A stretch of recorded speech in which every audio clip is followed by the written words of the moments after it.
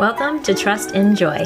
I'm your host, Lena Piskorowski. On this show, you'll hear from myself and guests on the ways in which we said yes to ourselves, the action you took, even when you were afraid, the inaction taken, because that's what was needed at the time, starting the business, trying something new, navigating your next chapter, because even though there will never be another you, there are others who have felt the way you feel and who have experienced what you have.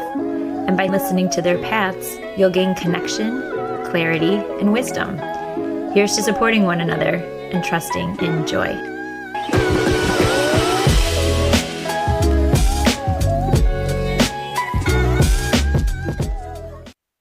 Hi, welcome back. This week's date of the week was unexpected, and even though it's down the street. And I love when that happens, when you're pleasantly surprised with something. So, question, do you know anyone that has gone to beauty school? Have you ever been to a beauty school clinic? Okay, I'm going to reminisce for a second about this. How old am I now? So 20 years ago, one of my closest friends decided to go to beauty school. And like any profession, you need to log in so many hours in the clinic. And I remember for her final, she was going to become an esthetician. And for her final test, she had to do a facial and something else. And so I was her client. And I remember all the rooms are like with curtains. And now she went to the school in Royal Oak, Michigan. And I remember she was lathering all this stuff on me. And I thought she was very capable. You know, I thought this was a good avenue for her. So I was supportive. But also our relationship was such that we would just always like make each other crack up. And she would be like slathering all this stuff on me. And I'd be like, what are you doing? And she'd be like, shut up. And then her teacher would kind of pop in to see how it was going. So we were 20, I think, at the time. And it reminded me of, I'm just going to do real throwbacks right now because it's just stream of consciousness here. One time in high school, we were friends from high school. One time in high school, we were in a math class and we were all going out to lunch after. I don't know if you can even call it going out to lunch. It was probably like either National Coney Island or like the Pizza Hut buffet bar. And she was waiting for me, and she was the next row over, and she handed in her paper, and she'd be like, hurry up. And I would just look at her, I'm like, I'm not done yet. And so then I'd try to go back and concentrate, write it down. And then she would like throw some like papers at me, and I'd look at her, I'd be like, I'm not done yet. And she would be like, I know the answer. Just turn it in so we can leave. And she's laughing, and I'm like, I'm going to kill her. So that was kind of our relationship. So now I was doing this to her during her exam, her final exam to be an esthetician. That is the last time I had been to a beauty school. I find it interesting with massages, the price point. So I just got back from a cruise with my 2 children. We discovered very early into the trip, it was a 4-day cruise, very early into the trip, that we are not cruise people. It doesn't matter how luxurious the cruise is or whatever. This is not like for us. We were the last people to get back on the ship on the days that we had landed on the Penguin because we want to stay in the sand in the ocean. And I realized there was a kids camp, and I put them in there for 1 hour because it was closing in an hour. I didn't realize this.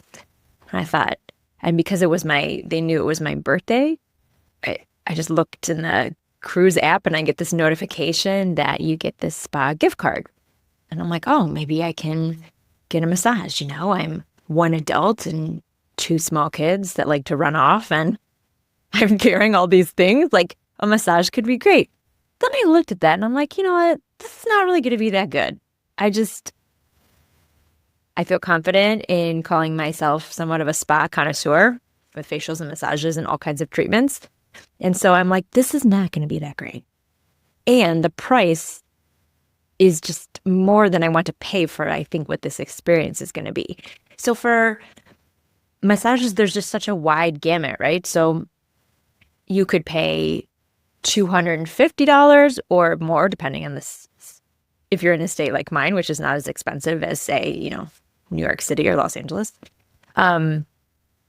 for a 60-minute massage, or you could pay something as low as, $60 if you're on one of those membership places, like Hand and Stone or something.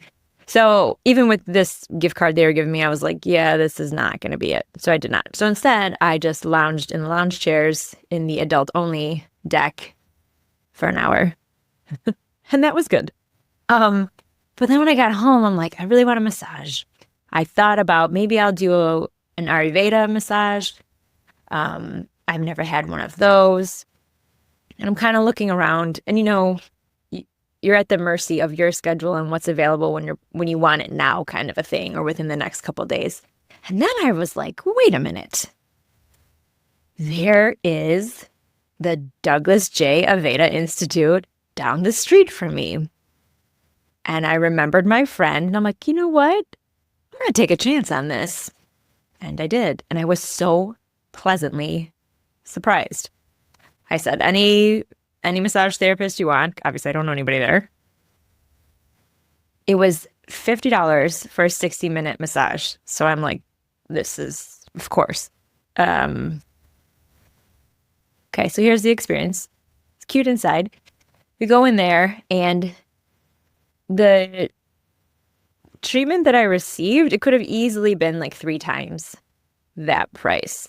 And I guess I was fortunate enough because the massage therapist I got, it was her last week, and then she was graduating. So obviously she said she's been there for 100 hours this week or something. I don't even know. I was like, wow, that's a lot. So obviously I had someone experienced. And I mean, it's a massage. Like, even bad massages are good, So she has this big bowl, this big metal bowl, and she says, sit in the chair. We're going to start with a foot soak. And I'm like, okay. So she goes in another room, asks me what the temperature of water I want, comes back carrying this bowl of water, sits down, takes a salt scrub, does the foot scrub, which is like, oh, that's nice. So from a customer standpoint, not expecting that, you're like, wow, this is really nice. It's relaxing. Who doesn't like a salt scrub? From the practitioner's standpoint, this is great because now they're rubbing clean feet. I mean, this should be a no-brainer. But in most spas, that would be an upcharge.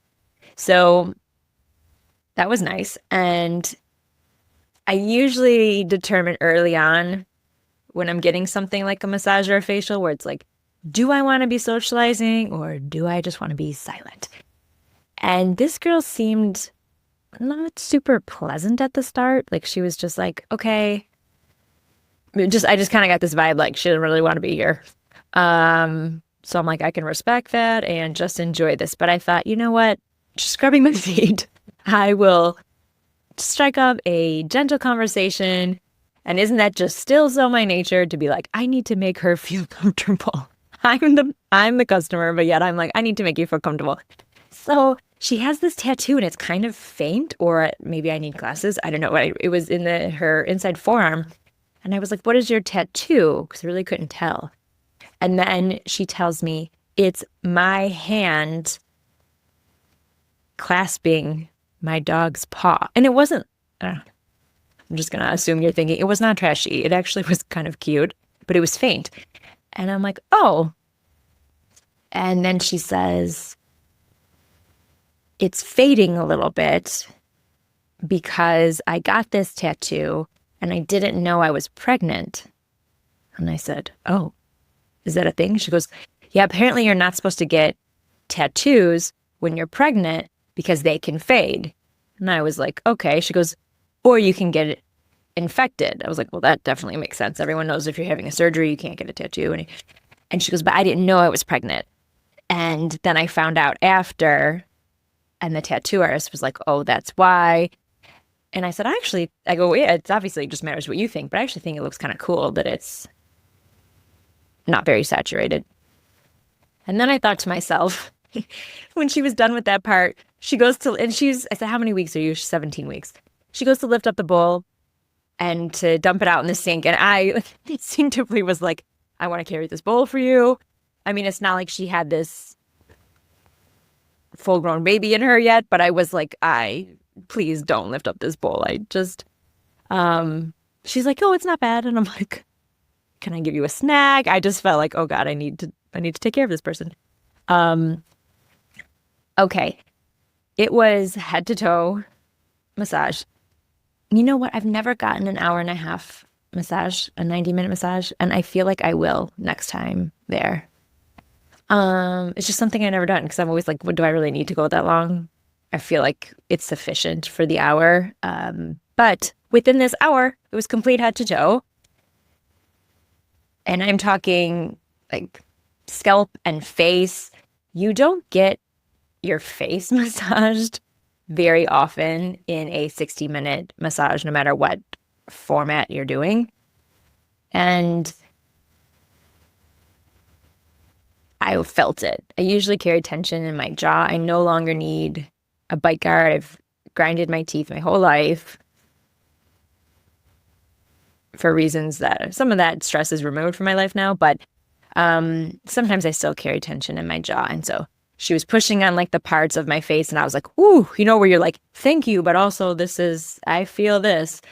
And I said something along the lines of like mentioning that she, captured the face. And she said, yeah, some people tell me that often in massages, the face isn't touched. And I wonder why. I said, actually, I think that's true from my experience. And she said, I always do that because you've just spent half the time face down.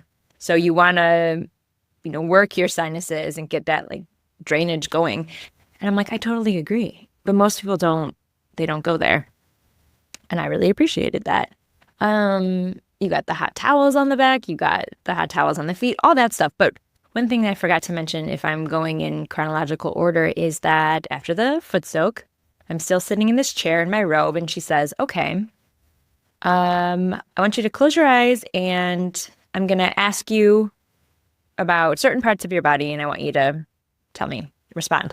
And she's like, how does your head feel? How does your neck feel? And I liked that because it felt like a way to listen to your body, especially for those of us that are really busy and always going. A lot of times you don't listen to your body until it gets really loud. And by loud, I mean you're in pain somewhere. And I also liked how you kind of led with your intuition in that way. So some massage places, they'll just chit chat with you in the beginning. Oh, where do you feel tension today? What areas do you want me to work on? Or some places, they'll have an iPad with a body and you kind of check the spots or a form you have to fill out. And I liked how she just said, sit in the chair. It's dark. Your eyes are closed. And she's like, what about your upper back? And I'm like, yeah, tense. I'm like, is there going to be a part that I don't say is tense? But she's like, middle back. I'm like, fine. So she kind of listed that off. And I liked that. And then she said, okay, I'm going to tap your shoulder and I want you to inhale. And again, my eyes are still closed. And so she's putting a different essential oil in front of me to smell. Again, not telling me, which most spas you go to, it'll either be included in the package or the service that you book, or they'll say, what scent do you want today? Kind of a thing. And so this was cool because you don't know if it's lavender, eucalyptus, or rosemary, you don't know. And I liked that. Although I was like, how many of these are we going to do? But, and the one that I picked, I was like, number 3, what is that called? She's like, oh, that's our stress management essential oil. I'm like, cool. It has lavender in it. So it was just what I needed. And I'm so glad that I